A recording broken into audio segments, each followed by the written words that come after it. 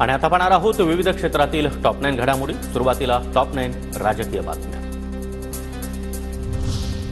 परभणीमधील सोमनाथ सूर्यवंशींचा मृत्यू मारहाणीतच। न्यायदंडाधिकाऱ्यांच्या अहवालामध्ये पोलिसांवर ठपका। नवामोंढा पोलीस ठाण्यामध्ये सूर्यवंशींना मारहाण करण्यात आल्याचा ठपका। आयोगानं संबंधित सर्व पोलिसांना नोटिसा बजावून उत्तर मागितलं। पोलिसांच्या मारहाणीमध्ये सोमनाथ सूर्यवंशींची हत्या। सोमनाथ सूर्यवंशींच्या हत्येला गृहघातक जबाबदार संजय राऊतांचा हल्लाबोल। तर पहिल्या दिवसापासून सांगत होतो सूर्यवंशींची हत्या झाली आहे, रोहित पवार यांची टीका। जयकुमार गोरेंवर आरोप करणाऱ्या महिलेला सातारा पोलिसांकडून अटक। जयकुमार गोरेंवर आरोप करणाऱ्या महिलेला 1 कोटींची खंडणी स्वीकारताना अटक केल्याची सातारा पोलिसांची माहिती।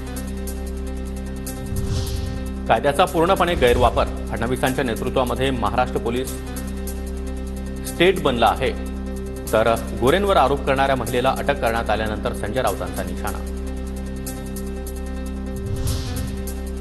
त्या महिलेकडे असं काय होतं की 1 कोटी द्यावे लागले, रोहित पवार यांचा सवाल। महिलेसोबत करार झाल्याची देखील माहिती, रोहित पवारांचा दावा।